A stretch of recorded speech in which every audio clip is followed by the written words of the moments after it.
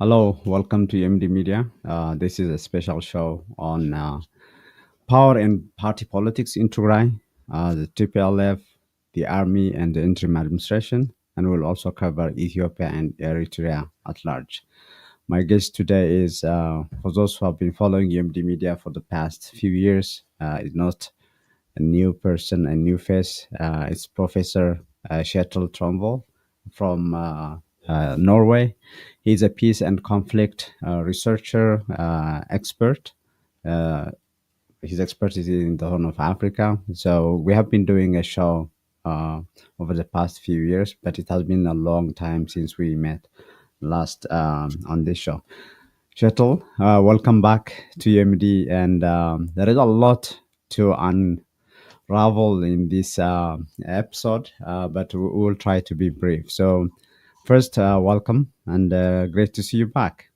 Thank you so much, Kjetil. Great to be back again. Indeed, things are happening at such a pace that it is more or less hopeless to keep abreast with the developments. And we will try.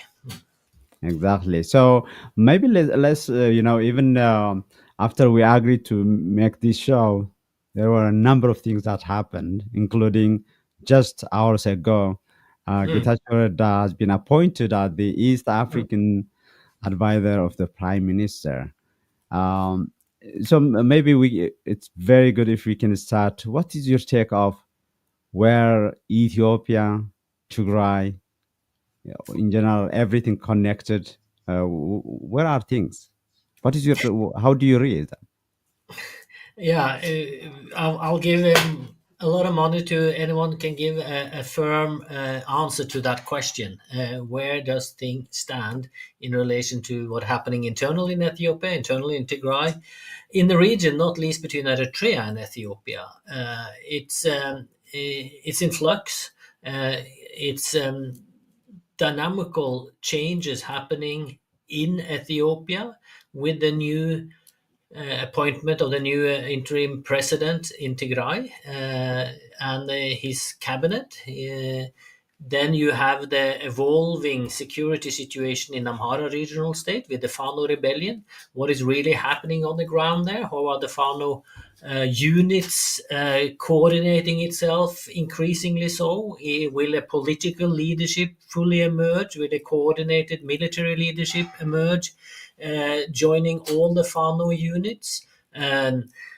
We hear little about the OLA insurgency of the last few weeks. Where does that stand? How are the OLA units thinking about the changes also in Addis?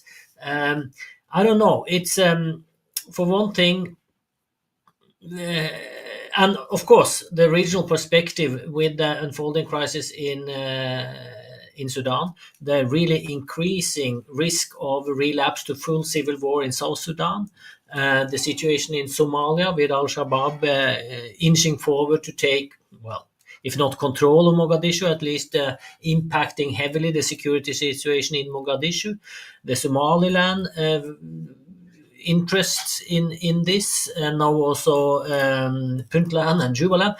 Really, it is a region in extreme fragility, and if the Ethiopia situation continues to destabilize even further, and if an Ethiopian Eritrean conflict will break out again, as many pundits speculate it will be, you might potentially have a conflict belt area encompassing almost a dozen of countries and 300, 400, 300, 350 million people.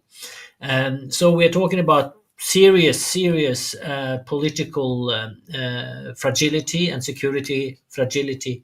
And in the midst of this is Prime Minister Abiy Ahmed trying to balance his own country and also trying to project some kind of influence beyond his borders, which is difficult, as it appears to be. Mhm. Yeah, indeed, it's a lot of variables and moving parts in this region. So, if you were to zoom into Mekelle and Addis Ababa, what we know is in November 2022, we have this signing of the Pretoria Agreement. Mm, After that, there were a number of things that were happening, especially in mm, Tigray. It took 4 months to have the interim administration established and the dismantling of the parliament, the state parliament in Tigray, all that. mm, So, um, what was you reading at that time, where the peace and mm, agreement might be heading versus what has unfolded now? As you mentioned, the appointment of the new interim administration, we witnessed that this week mm. with these 8 points, and there are people who are actually saying, "Is this a replacement of the Pretoria Agreement between Mekelle and Addis Ababa?" So, what's your reading?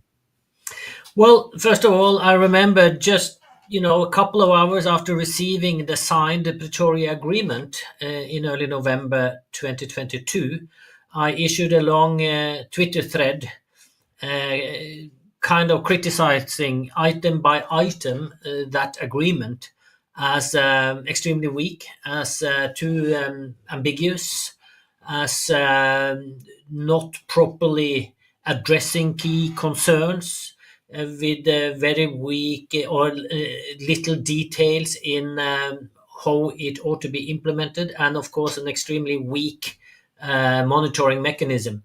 So we knew from day one that this agreement would create trouble in implementation.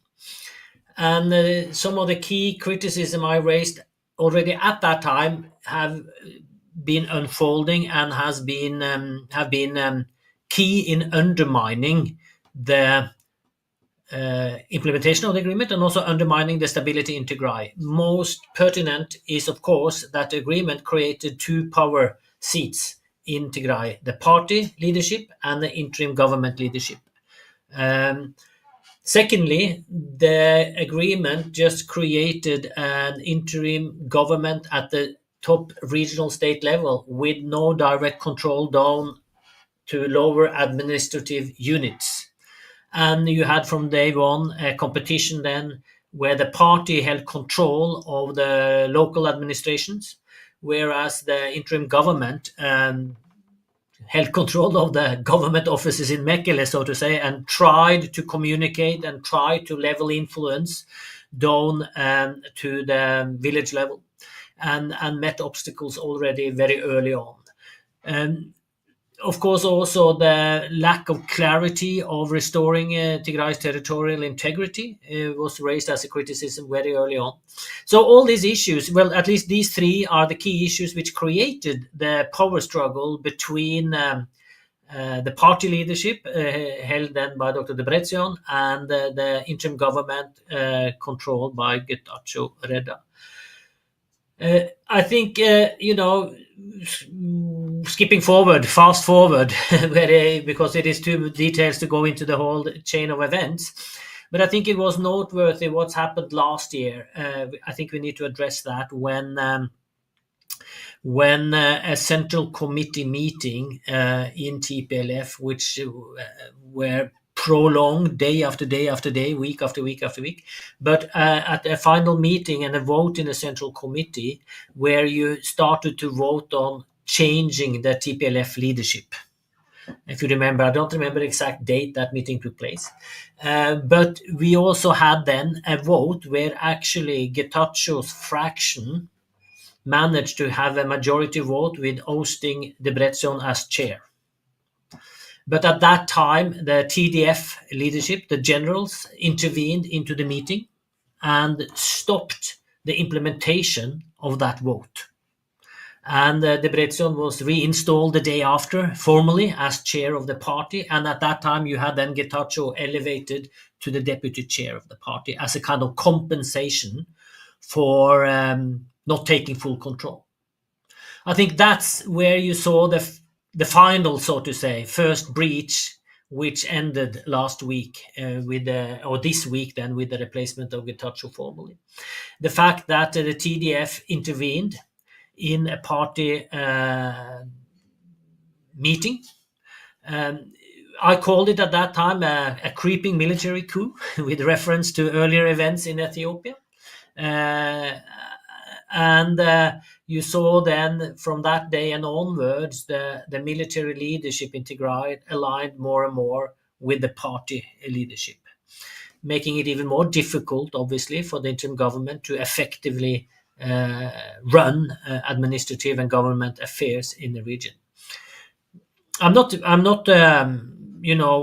dashing out any blame to any of the three power actors here, the party or the TDF or the interim government. I'm just observing what happened. And so then skipping forward again today, and as you said, this pledge of oath, which Vereda signed as his new kind of guiding points to govern Tigray and the interim administration accordingly. It's I don't know if it replaces the Pretoria Agreement, but it at least carries forward some of the ambiguities we also find in the Pretoria Agreement. And maybe most interesting is that in that brief, was it 11 items issued? No, 8. Eight, yeah. And the speech of Prime Minister Abiy Ahmed during the ceremony of transfer of power, none of them mention explicitly West Tigray and the restoration of the territorial claims. It says, yes, the return of IDPs, but not the return of territories under the Mekele administration. So how should we interpret that? And that is the key crux of, some of the key issues which have been the key challenge to Getacheo's interim government, which then will linger under General Tadesse's government. Reading that statement and that protocol up against what TPLF issued as a statement recently on the 10th of April, where Debretsion is quoted, if I may quote at least if translation I have, we wish, and I quote, "We wish to convey to President General Tadesse that we are prepared to work together to liberate our people and our sovereign territories under occupation, and then return displaced persons to their home village." That language is explicit. That language is very concrete and very threatening, for that matter. Liberate occupied territories, meaning West Tigray and parts of Raya. Possibly maybe also parts of northern territories in Tigray still under control by Eritrean forces. So how to reconcile the statement from Debretsion with the pledge signed by General Tadesse and again the ambiguity projected by Abiy Ahmed? We are back to square one, so to say, yeah? Yes, that's true. And it's interesting you mentioned that meeting that actually there is no agreement even how long that meeting of the TPLF took. The TPLF say 40 days, people say 61 days, Yeah, but yeah. that is critical. What about talking about the army? On January 23rd, there was this top leaders of the army issued a number of Yeah. points as a statement, and one of them was actually this is maybe 5-6 months after the one faction, the Debrecen faction, held its own congress, and until that January 23rd statement, the army, at least many believe that was impartial. But then suddenly they said, "We are siding with those that held the Congress." So how do you see that? Some people see it as a tipping point Yeah. for what would unfold after that. Well, it was the second tipping point or the third tipping point, but a very concrete, explicit made tipping point, you might say. Exactly that they moved away from a neutral political stand, if I can use that term, at least in public, and then sided with one of the factions, the party, and put their heavy weight, both, symbolic, because the military leadership of TDF are having broad-based respect generally among the people of Tigray, but certainly also in realpolitik, because they control the troops. And obviously, those who control the troops have the power on the ground in Tigray. So it was a clear signal for the interim government that their power was increasingly emasculated by that statement. And I think, of course, then the discussion is the role of General Tadesse Vereda in these processes. And well, there you have two sides of the story. Both General Tadesse has made an extensive interview recently. The same has Getachew Reda, and they are kind of equally blaming each other for the mess which evolved, using very harsh word, at least from Getachew, versus the role played by Verede, who was his deputy vice president in the interim government. And as I read Getachew, he feels betrayed by the role he took. Whether or not that is real is not up to me to judge. I just read what Getachew stated. But and also then General Tadesse claims to have tried to be neutral, but as I read him, he was compelled to take a more active stand in order to safeguard the security of Tigray and the Tigrayan people, and in order to stabilize a very dangerous fragility at the political leadership level in the region. Which also makes sense, so to say. So maybe both are correct in their interpretations, and which are often the case in Ethiopia. You don't have one truth; you have multiple truths or multiple perceptions of the truth in this regard. Mm-hmm. Yeah, yeah. I had a 3 hours interview with Getachew Reda last week. Actually, I think a day or two after that. In fact, part 3 was aired after we knew that he left. So I'm having Tadesse Reda as my guest on Thursday. So we'll ask him, like you said, let's hear what they are saying, and then Yeah. we'll leave it to the public.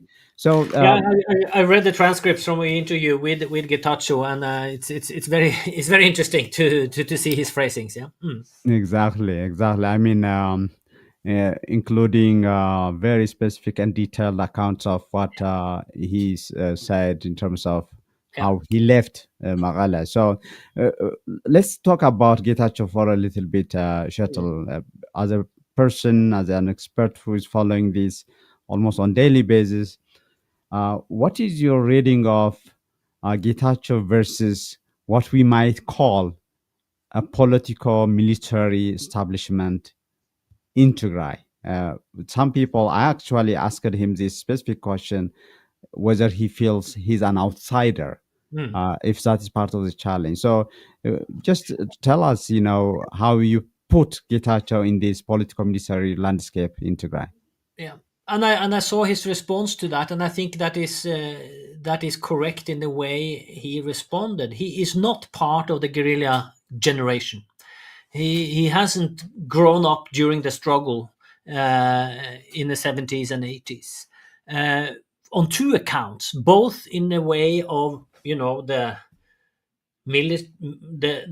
fighting hardships, the military kind of prowess, which were gained during the 17 years of the struggle, but maybe more important, also the ideologization of the party, which was much more coherently imposed during that period, where dissidents were either brutally eliminated or expelled, so to say, and where the ideology was much more guiding also the struggle and the military capacities. In my view, what we need to readdress is, of course, TPLF's history and tradition of vanguardism, that there are a small elite at the top level of the party. During the struggle, it was within the confines of MLLT, that they felt entrusted, or they felt entitled to design policy on behalf of the whole population. Um, and I think that kind of vanguardism, that kind of mentality still lingers in the party somehow. And Getachew has never been on the inside of that kind of ideological framing either. He's new. He come from the outside as the younger generation without that experience in military struggle, but also without that ideological training the other leadership have. That disenfranchised him to a certain degree, I believe, from the inner decision-making circles of the party during a very crucial period. Although he was there, he was even evaluated to the executive level, the Politburo. But there are in the traditions of the party, there is a Politburo within the Politburo, so to say. There is an inner circle, and I don't think it had to reach that inner circle fully. And which made it even more difficult for him then being the interim president or the president of the interim government when you had other key officials in the party who were really discussing. As we say in Norway, we have a tradition when the Labour Party ruled for decades in Norway after the Second World War. Someone have decided in the hallway that it is outside the formal committee meeting, the decision has already been made. And I think that also pertains to a strong degree in what has happened and what is still maybe even still transpiring in Tigray. Interesting. One thing that Getachew mentioned in that interview with UMD was as well when he was characterizing the pre and post Meles Zenawi TPLF. He was actually giving an example of an Orthodox church where the clergy knew the Giz language, all this liturgy, everything. Then suddenly, when the head priest is gone, they can't even do the proper mass or service and so on. So what is your reading of maybe the last 2 years, how you used to read the TPLF in terms of, is it new? Like for us, for the general public, we could read what we didn't know before. So but for people like you, how did it unfold in terms of the inner workings and the more importantly the public exposure of the TPLF? Because I'm mentioning this, we have heard Fatlorg and Debrecen going to details and naming and shaming, if you will, in public, which was not heard in the past. Yeah, because the dirty laundry was not made in public, so to say. It was not hanged to dry in public in the past. The party procedures and the institutionalization of that was very much stronger adhered to, and of course that can be interpreted two ways, in the sense that exactly as was expressed very explicitly during the collapse of EPRDF in 2018, 2019, the final days of EPRDF. And if you remember, Dr. Debrecen had a long statement in December 2019 after Abiy Ahmed returned from Oslo and dissolved the EPRDF. No, I think it was even before that, actually, in the fall of 2019, saying that, Abiy's fraction, or that fraction of EPRDF, has deviated from party procedures and they have become traitors. Not only traitors to, in my opinion, they have the Bretzian statement reflected the kind of core TPLF ideology. They were not traitors to Ethiopia necessarily; they were traitors to the party procedures and to the party ideology. And I think in this regard, what we do see with a more public display of the dirty laundry of TPLF over the last 2 years, as you say, is an indication that the party procedures have been withered, has been challenged from within, and has been broken, or at least not broken totally, but has been cracking, displaying these internal debates. And the other side to see it is, exactly, TPLF has also, we have to keep that in mind, have had a remarkable capacity and capability to reform itself during, since 74 until now. They have had several internal dissent and challenging processes, which have kind of somehow reshaped and influenced some of the party procedures, some of its policies. And maybe this is a phase where we also see that the party is trying to catch up with the developments on the ground in Tigray, trying to catch up with the sentiments among the Tigrayan people, trying to catch up with the new reality in Ethiopia and the region and the international order, and that, in that sense, also trying to recreate itself in a new format, which, if that is the case, is positive, obviously, and in doing so, being also more open with the criticism. And I should, personally, at least as a researcher, as an academic, I'm very grateful that Dr. Debretsion and the work is very clearly, explicitly stating what they're stating in public, because then we can use that for our own academic exercises, which have been very much hidden earlier. Yeah. I don't know. It can be seen both as a weakness, but also somehow as a strength of reforming itself. Yeah. Yeah. In fact, again, you have the researcher's hat, and myself having the media hat. In this case, I was encouraging. Actually, I Mm. felt this is a positive development, Mm. assuming that it will continue that way, not Mm. shut off Mm. again. So maybe another variable in this is how the Arakilo or the federal government is playing this. So Mm. we are speaking today at a time where the electoral election board of Mm. Ethiopia has suspended the TPLF from political activities. Actually, Mm. it's unclear for me what political activities they are talking about, given Mm. that still the TPLF is doing what it has Mm. been doing, Mm. including going to Arakila and so on. But that's unclear. But Mm. in a month or two, or less Mm. than 2 months, it might be delisted or uh, maybe made illegal, if you Yeah. will. So, what is your reading of Mm. the hands, the visible and invisible hands of Arakilo in the Mm. dynamics within the TPLF and the Interim in general? Yeah, I think the 11th of May is the deadline, so to say, Yes. and the TPLF need to re-register and acknowledge that officially, to retain their status, which they do not want to do. They want to have their old status back, so to say, not a new one. I think. Well, I 100% agree with you. It is very ambiguous. It is very unclear.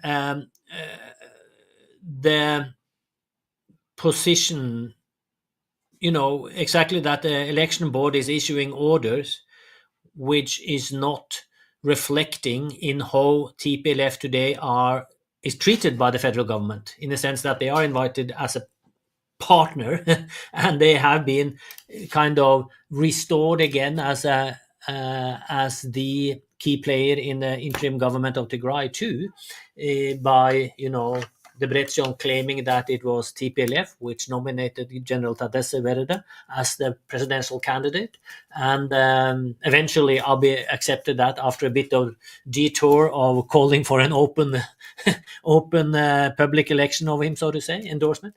And I certainly, with the issue after the confirmation of General Tadesse, TPLF Debretsion also issued a statement that we will work closely with him, in strengthening the capacity of the interim government to administer Tigray.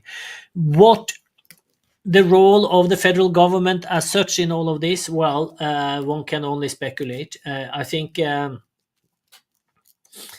I might need to be a bit careful in how I phrase things here now. I think the federal government has taken a back seat in the process since the signing of the Pretoria Agreement, in how that agreement should be implemented on the ground. And they've taken a back seat to and been observers to how TPLF and Tigrayan elites have managed to undermine themselves. And some observers speculate that the federal government is very happy with that, so they don't have to break up the very coherent and strong party. They managed to break it up themselves, so to say, at least how it has been administered, the region, over the last 2 years. Um, and of course, the implementation of the Pretoria Agreement, it needs two to tango. And Getachew can sit in Mekele and try to say every day that he wants control of West Tigray back to his office. And General Tadesse can sit in Mekele now every day going forward to say that, we need to have control of West Tigray so we can run our IDPs. But it won't happen until the federal government actually make a decision on it or not. And that is the key point now. What will happen with exactly that issue?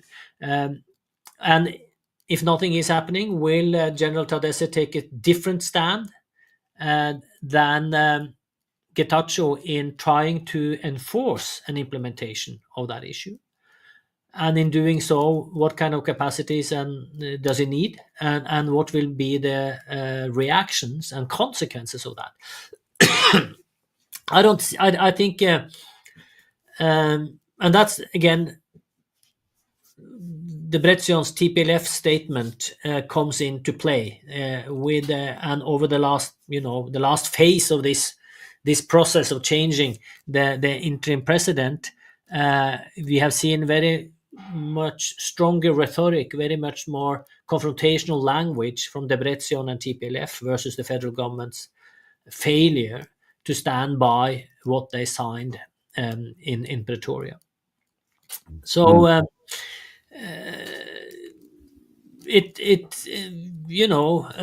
the old axiom of your enemy's enemy is my friend, and divide and rule, and the Abyssinian Abyssinian game of politics is played out over and over again. Interesting. Yeah. So if you look at, you mentioned a number of times about what point one of this 8 point, they call it the agreement. I mean, it's only Tadesse Oredo who signed it, so it is clear that the federal government is the giver, and Tadesse Oredo is taking this as job description, if you will. So you mentioned about the IDP's return is not connected with the return of the at least constitutional territory of Tigray. Another point is number 2, where it talks about the DDR.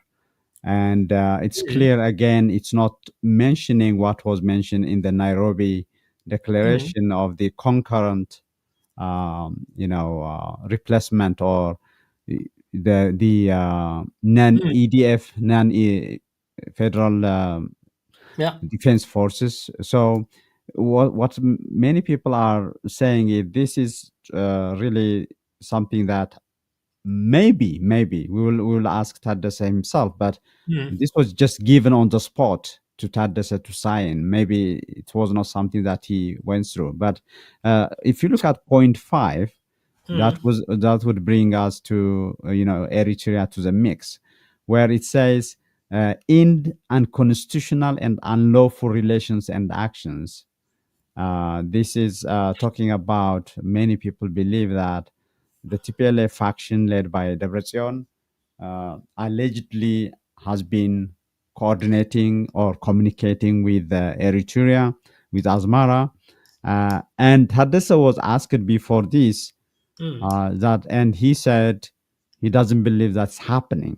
But it looks like now he is admitting it happened, and he will work to stop it. So what is your reading of Eritrea within the TPLF factional dynamics? Yeah, and this working order, so to say, mission implementation agreement document, as it is called in English, at least to General Tadesse. It is a it is an artwork of what diplomats call constructive ambiguity.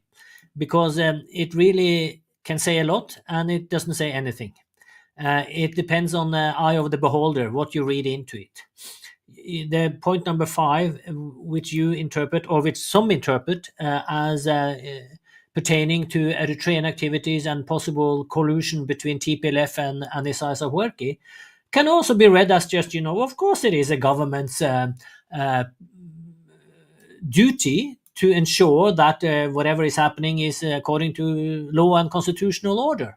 Nothing more, nothing less. It doesn't necessarily mean hint to that, but let's take that as a premise that this is actually alluding to the accusations being raised by the federal government and several of the federal government spokespersons, so to say, over the last few weeks, that the Bretsion's TPLF have had intimate contact with Isaias Afwerki's envoys or whatever. This contact started way back, and actually, as Getachew Reda has admitted, saying that he was the first envoy, so to say, and with the consent of Abiy Ahmed himself, to have talks with Eritrean counterparts to stabilize the situation on the border. But then the accusations are that there are something more have continued of discussions, and then between TDF generals or TPLF generals. I don't know what we're going to call them now, if TDF still exists or if it is TPLF army again, and Eritrean representatives. Of course, then with the backdrop also that you might have a broader alliance, Eritrea, Tigray, Fano, and again accusations from federal officials that General Migby was part of the last Fano offensive as coordinating kind of or advising general. I think so far, yes, there has been contact between Tigrayan officials and Eritrean officials. I've also heard and got that confirmed through my sources, but that doesn't necessarily say that that doesn't necessarily imply that there is any big scheme behind it, so to say. There was contact during the war, 2020 to 2022, between certain Eritrean officers and Tigrayans. I got that confirmed by key people in the central command at that time. So it is not this is not something new, and I have a tendency, at least as an empirical based researcher, that I don't, I listen to rumors, I listen to accusations, but I don't necessarily factor them into my analysis. I think we still should be very careful to accept that as a premise, that there are intimate talks of a potential alliance between TPLF Debrecen and Eritrea. I don't necessarily think so. And if so, I think that will be extremely detrimental to the status and reputation of TPLF Debrecen if it transpires that they are colluding with Eritrea at this time.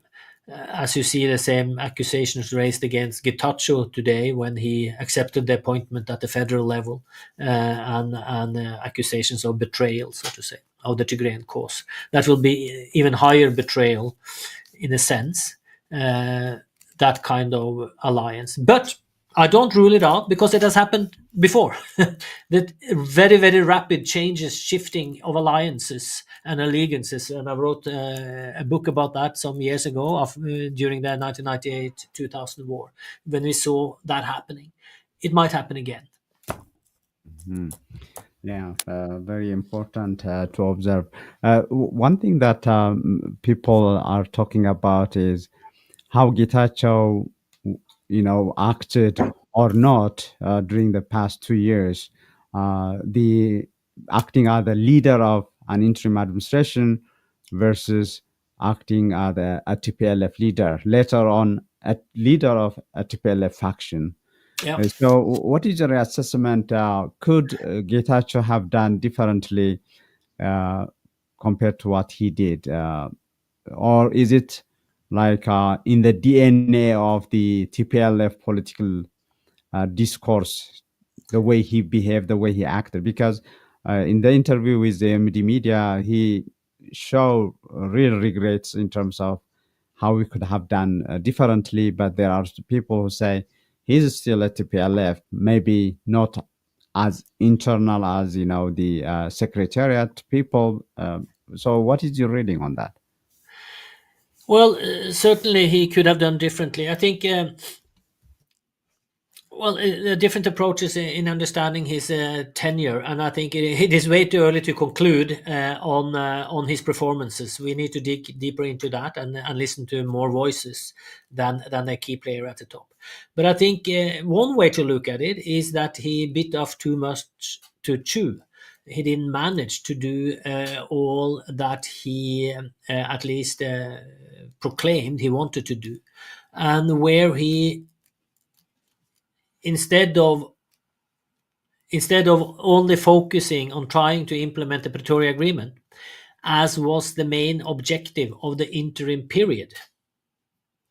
And originally the interim period should only be 6 months before a re-election, so to say, would take place. No one believed that would happen, at least not I. I've always said that, an next election in Tigray will happen together with the federal election. And not before. But I think that he, at the same time, tried to, at least according to himself and also others, as far as I can see, he tried to separate the party and the state. And he tried to make administrative accountable procedures in Tigray outside of the party procedures, kind of establishing a Weberian bureaucracy in Tigray.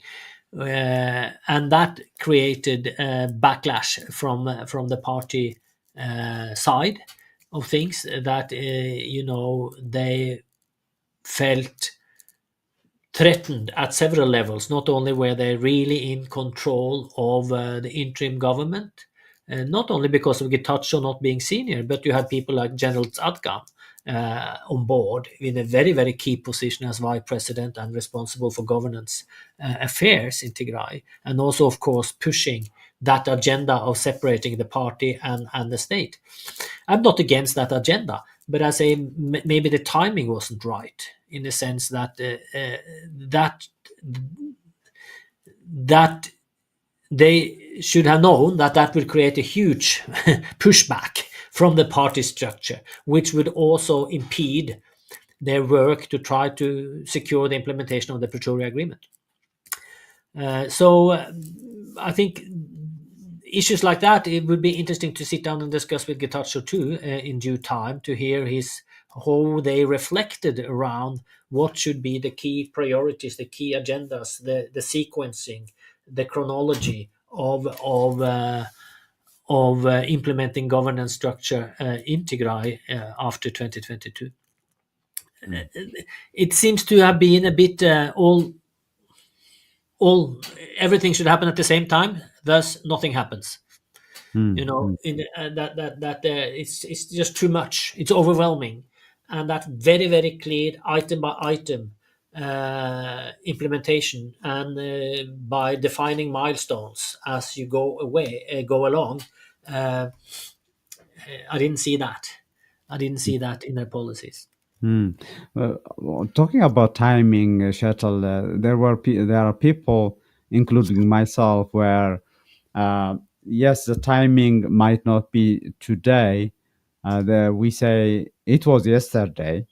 So, but the question is, do you think the TPLF at any time, I mean, the establishment, if you can talk of the establishment, would they ever allow the separation of state and party? Because what we say, actually, he mentioned specifically, even after giving a chunk of the budget to the party, Uh, there was a demand that party officers, continue to be paid by the government and so on. yeah. So, do you see if there were a well planned, Mm. step by step move, would that have been successful? Not necessarily, no. Hmm. As I said, I'm going to be extremely humble mm, in any kind of criticism against any actor in Tigray, because the situation was just overwhelming. At least for a social democrat from Norway, so to say, where we have our biggest problem is if the bus comes 5 minutes late or not. Uh, the what I say is that you need to pick your battles in a situation like that. You need to be very careful in picking your battles and be sure that you have the right resources to win that battle in order to claim battle for battle to win the war. And I don't think necessarily the interim government had that reassurance of backing to implement what they did, because Addis Ababa didn't back them. you know, so if Addis Ababa didn't back them, who should back them? When you pick a fight with a party at the same time as you are kind of balancing a fragility of relations with Addis Ababa. mm, We hear that, okay, he tried to mobilize the youth, the intellectuals, in a certain period, that the new voices, the new generation of fighters, the TDF backbone, so to say. But were they really engaged? Were they really brought in to provide advice and assistance? I'm not so sure about that. The very slow measurement of exactly establishing a more broad-based representative advisory council, or whatever they called it at the end. Maybe they should be very much quicker to do that. Bring on board not only the opposition parties, but more of the new voices, the new generations in Tigray, which, at least in my view, it appeared that Getachew and the interim government did have a support. That was kind of their constituency, the younger intellectuals, and urbanites in Tigray. And as I see now, I think that has faltered. They have left that agenda, so to say, or they have questioned the capacity. Not only today. Last year, when I was in Tigray, well, last year, exactly a year ago, in March, February, March last year.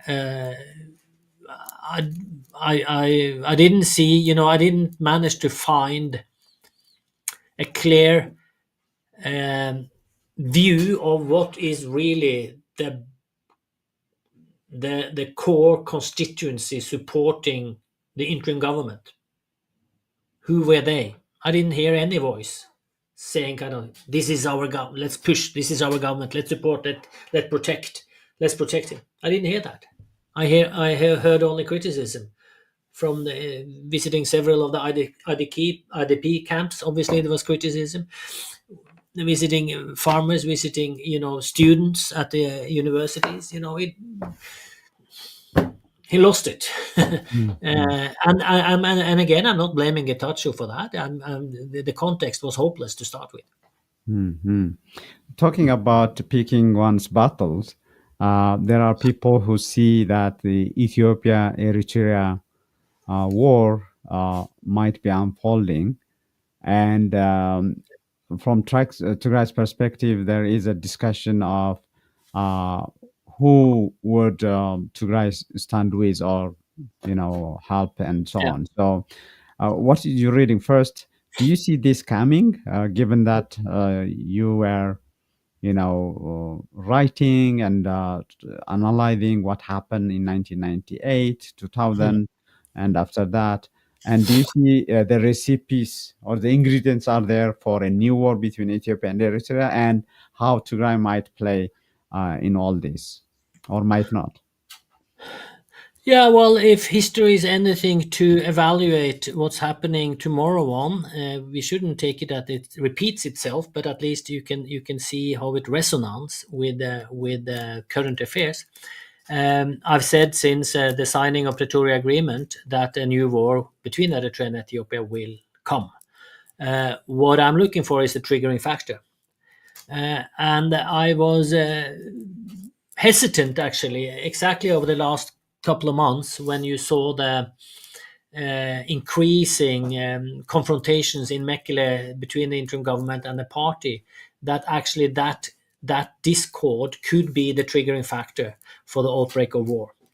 Uh, Luckily, or apparently, that has been subdued now with the appointment and the secure kind of transfer of power to General Tadesse. But there are other triggering factors, obviously, and not least, which was repeated yesterday, was it by Abiy Ahmed in a statement that Ethiopia needs a safe and secure access to Red Sea or to the sea. Um, we know that Eritrea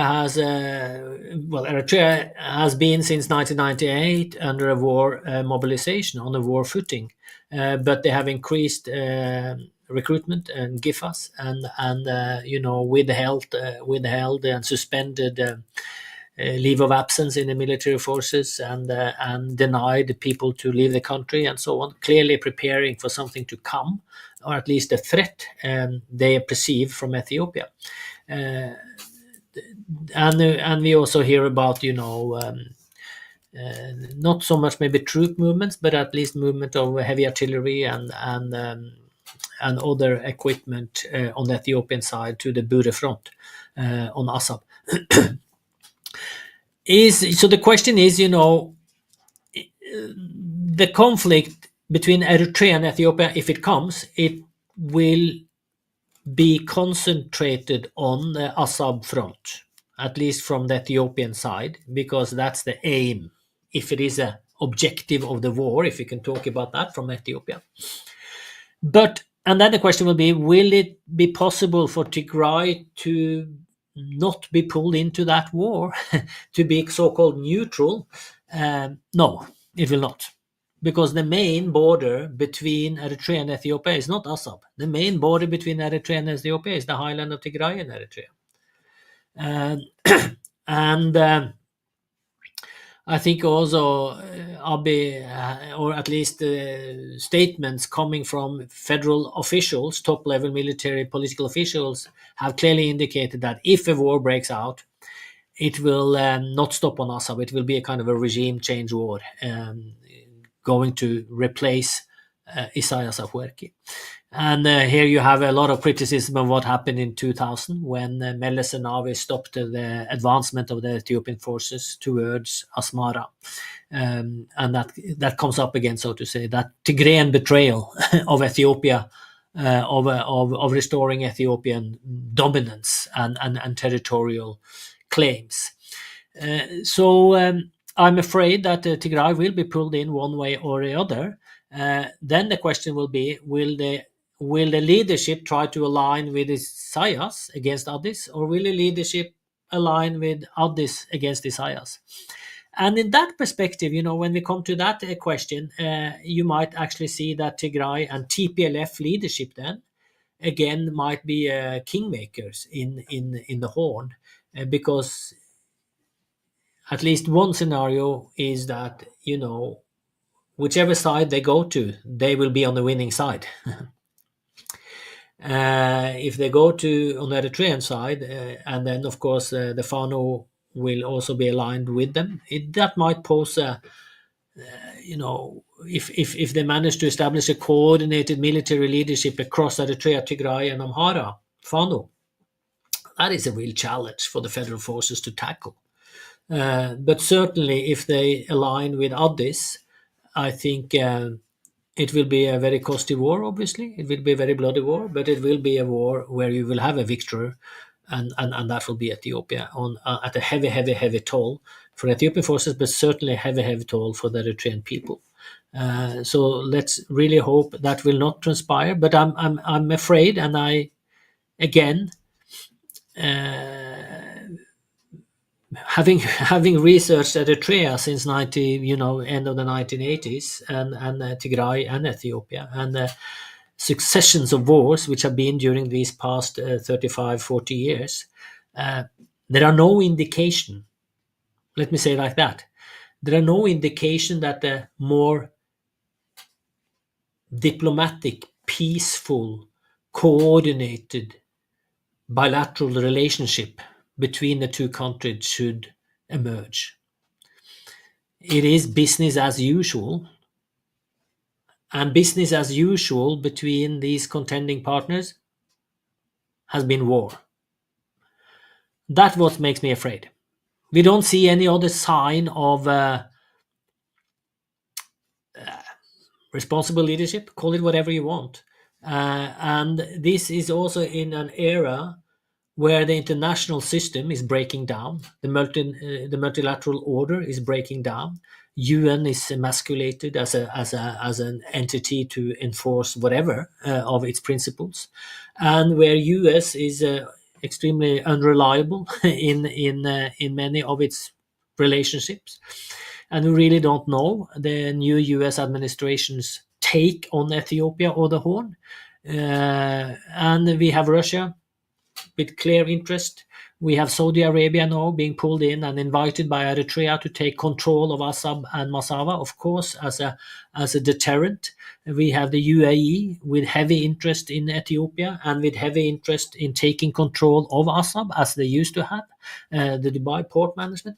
So, and we have Turkey. All these regional, Middle Eastern, global powers wanting to have a stake in the geopolitics of the Horn doesn't make it more favorable to a peaceful relationship and a peaceful solution to what we see transpire between Eritrea and Ethiopia. Rather the opposite. So adding these factors together, yes, I'm very much a pessimist, but I'm not a determined. I'm not. I can be a pessimist and a realist, but it is not determined. So everyone has to work against it, obviously. But I think so far I don't see the material evidences. So far I don't see the actors or the initiatives which really are holding this development back. Mhm.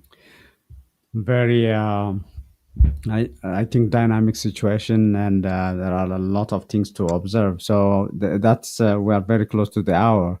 Um, what would you be observing or watching for in terms of Mekelle, Asmara, Addis Ababa, Bahar Dar, Wallaga, you name it, the whole mix. So in the coming weeks and months, what you would be watching for, and that would be the last question from my side, Kjetil.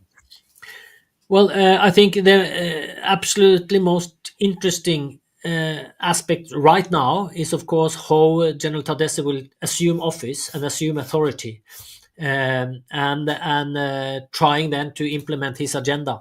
And then the interesting thing to observe is, of course, then the relationship between the TPLF, the Debretsion leadership, and the interim government. We assume that will be much better, much closer, much more coordinated now than it was during Getachew.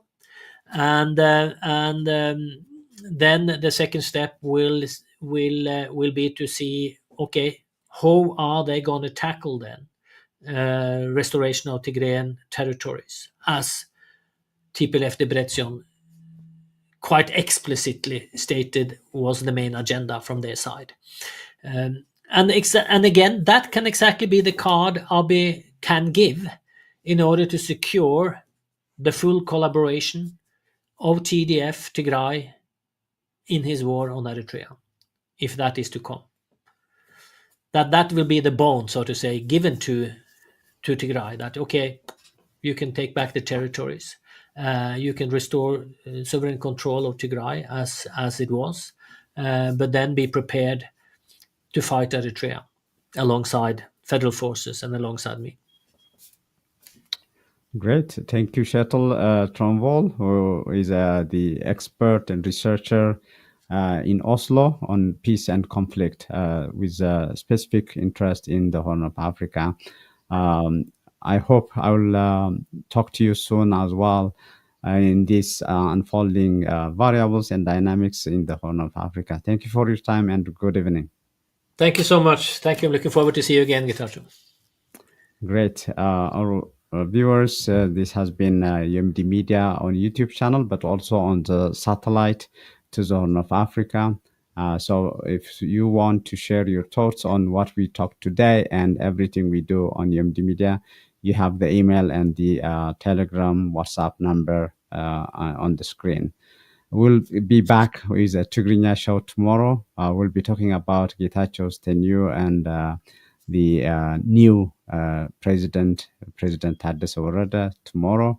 And I'll be talking to President Taddese next week as well. So subscribe, share, and like, so that the YouTube algorithm can spread what we are doing here to more people.